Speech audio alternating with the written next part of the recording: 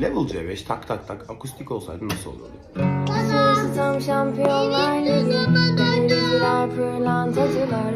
Benim kalbime çok var acılar. Asyalılar, bahsedişirler. Benim ortamda kızlar hep tipim. Yüzde mor yanmıştı tipim. Ah bebeğim uyandığın gibi. Tipim biraz dağılmış gibi. Ah sarılar, vah sarışınlar. Yat esmer, kalk sarışınlar. Babayla zor yarışırlar. Babayla zor yarışırlar. Tak tak tak tak kapıda kim var? Şu anda kutuplardayım. Tak tak tak tak Kapıda kim var?